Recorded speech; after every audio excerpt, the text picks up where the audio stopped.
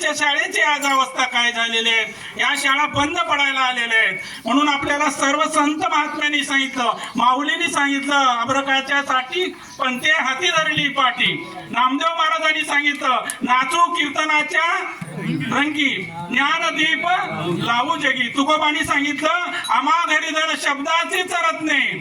आणि शेवटचं कडवं आहे, तुका म्हणे आम्हा शब्दाची हा देव, शब्दाची गौरव पूजा करू. एवढे महान विचार तुकोबांनी आम्हाला दिले, ते विचार आम्ही अंगीकारणं गरजेचं आहे. तुकोबांनी शब्दाला देव म्हटलं, शब्दाला धन म्हटलं, शब्दाला सर्वस्व म्हटलं आणि शब्दाचीच पूजा करायला तुकोबांनी आम्हाला सांगितलं. परंतु हल्ली आम्ही थोडं शब्दापासून दूर जात आहोत. चांगलं शिक्षण घेतलं तर आम्हाला ज्ञानेश्वरी कळेल, गाथा कळेल, त्याच्यातलं वैचारिक भेद कळेल. म्हणून आम्ही शाळा आमच्या चांगल्या झाल्या पाहिजे, शाळेचं सुशोभीकरण झालं पाहिजे. आमचे लोखंडे सर, महाराज मी या गावचा नाही, मी पारवा गावचा आहे, 1.5 वर्ष झालं रिटायर झालेला शिक्षक आहे. अजूनही मी माझ्या गावामध्ये शाळेमध्ये काम करतो. जवळजवळ 2.5 लाख रुपये माझ्या गावच्या लोकांनी दिलेत कलरिंगसाठी शाळेच्या आणि वैचारिक सुविधा उभी करण्यासाठी. कॅम्प्युटर लॅब उभी केली, क्रीडांगण उभं केलं आणि आज अत्याधुनिक सुविधा शाळेमध्ये उभ्या केल्या आणि त्या शाळेमध्ये आज माझ्या गावची लेकरं शिकतात. म्हणून आपली संतती जर संपत्ती व्हायची असेल तर संततीला संपत्ती लावा, ती या देशाची संपत्ती झाली पाहिजे, हे विचार आपण ठेवले पाहिजे. कारण संतती करता किती संपत्ती जपून ठेवा, 10 लाख जपून ठेवा. संतती जर नालायक निघाली तर ती संतती 10 लाख एका 10 महिन्यामध्ये खर्च करून टाकते. म्हणून माझं स्पष्ट मत आहे, महाराजांनी सुद्धा तेच सांगितलं आपल्या विचारातून की संतती करता संपत्ती जमा करू नका, बँक बॅलन्स करू नका, अशी संतती निर्माण करा की त्या संततीनं संपत्ती जमा केली पाहिजे आणि आपल्याला शेवटच्या टप्प्यामध्ये पोहोचलं पाहिजे, शेवटच्या टप्प्यामध्ये आपलं कल्याण केलं पाहिजे. म्हणून संतती अशी निर्माण करा, वैचारिक संतती निर्माण करा. वैचारिक संतती जर निर्माण व्हायची असेल तर शिक्षणाशिवाय दुसरा पर्याय नाहीये. म्हणून शाळा शिका, शाळेला सुशोभीकरणाकरता मदत द्या, सरांना आमच्या मदत करा आणि मग या सर्व गोष्टी घडल्यानंतर एक वेगळं वातावरण गावचं निर्माण होईल. म्हणून माय मावल्यांना सुद्धा सांगतो, या मालिका वगैरे बघण्याकरिता माझ्या वडिलासारख्या मंडळांना, भावासारख्या मंडळांना सांगतो, दिल्लीचं तख्त जाग्यावर बसून हलवण्यापेक्षा आपल्या पोराचं दप्तर एकदा हलवा, त्याच्यात किती चिंध्या हातात, किती कागद होतं, तुटक्या पेन्सिल येतं, हे बघा राजे हो. दिल्लीच्या तख्ताहून आपल्याला गरज नाहीये. माय मावल्यांनी थोडं मालिकेकडे थोडंसं दुर्लक्ष करा आणि आपली पुढची मालिका चांगली व्हायची असेल, आपल्यासारखी मालिका निघायची नसेल तर आपल्या लेकराकडे लक्ष द्या. शाळेतून आल्यानंतर लेकराला 2-3 प्रश्न विचारा. पोरा अभ्यास दिला का गुरुजींनी? पोरा तू अभ्यास केलास का? नाही केलास तर अभ्यासाला बस. एवढं जर म्हटलं तर शेवटचं आपलं चांगलं होणार आहे. शेवटी म्हातारपणी 2च प्रश्न विचारले जातात, 3रा प्रश्न नाही. तुमचं पोरग काय करते, म्हणजे तुमची मुलं काय करतात आणि तुमची तब्येत कशी आहे. 3रा प्रश्न अजिबात विचारला जात नाही. तुमच्याकडे जमीन किती आहे, तुमच्याकडे पैसा किती आहे. जर तुम्हाला ह्या 2 प्रश्नाचं उत्तर सकारात्मक द्यायचं असेल तर पोरांकडे लक्ष द्या, संपत्ती पोराला लावा, म्हणजे संतती लायक निघेल आणि संतती लायक निघाली तर शेवटच्या टप्प्यामध्ये आपलं कल्याण होणार आहे. शेवटचा टप्पा कोणालाही सुखरूप व्हायचा असं वाटत असेल तर आपली संतती एक तर कीर्तनात बसली पाहिजे, दुसरी गोष्ट शाळेत बसली पाहिजे, 3ऱ्या ठिकाणी बसू नये. एवढीच या ठिकाणी तुम्हाला तुमच्या चरणी, महाराजांच्या चरणी विनंती करतो. आमचे लोखंडे सर, तुमचं नाव काय?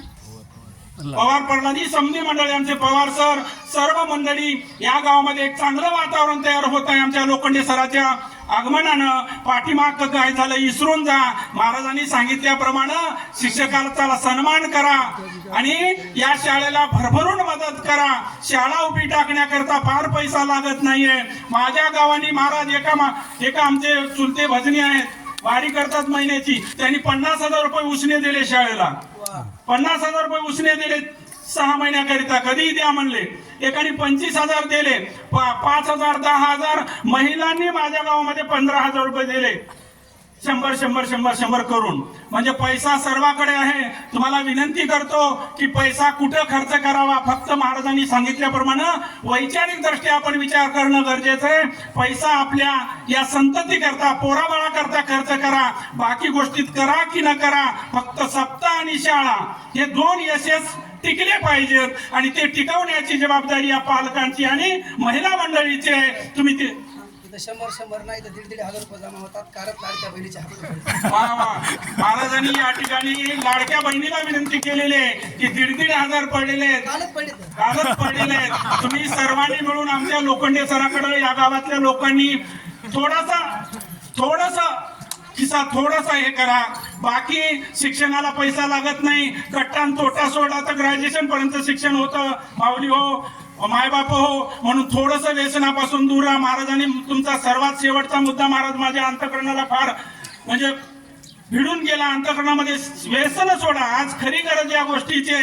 व्यसनाने घरदार बर्बाद व्हायलेत. तुकोबांनी सांगितलं होतं, ओढून या तंबाखू काढेल जो धूर, बुडवले घर तेने पाप आहे. म्हणून हे पाप आहे. खऱ्या अर्थानं व्यसन करणं पाप आहे. आणि या कीर्तनाच्या माध्यमातून महाराजाच्या येण्याच्या या परिश्रमामधून काही लोकांनी तरी व्यसन दूर आपलं केलं पाहिजे, व्यसन सोडलं पाहिजे आणि तो व्यसनाचा पैसा शाळेला दिला पाहिजे. 50 द्या, 100 द्या, 500 द्या, ही गंगतडी आहे, सुपीक आहे.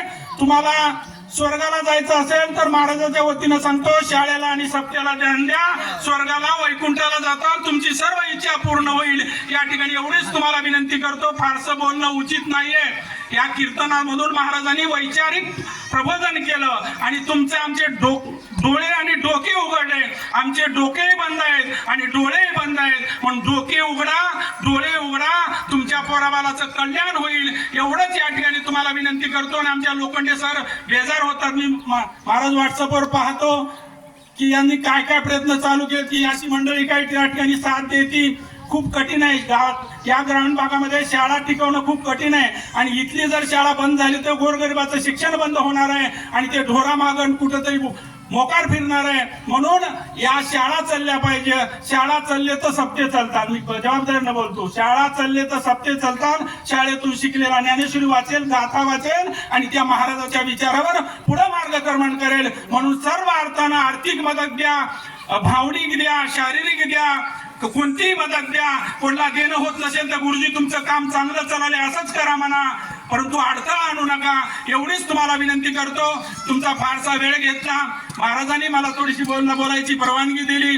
म्हणून परत एकदा या भजनी मंडळ आणि महाराज असा समन्वय खूप दिवसांनी मला ऐकायला मिळाला. परत एकदा तुम्हाला सर्वांना धन्यवाद देतो. आणि शाळेला मदत करा. आमचे कोणजी महाराज परत सांगत होते, त्यांच्यामध्ये मी महाराजाचे कीर्तन खूप ऐकलेत. महाराज कोणजी बापूचे वारंवार सांगायचे, एक एक गोष्ट 3-3 वेळेस सांगायचे. म्हणून आता परत एकदा सांगतो, शाळेला मदत करा.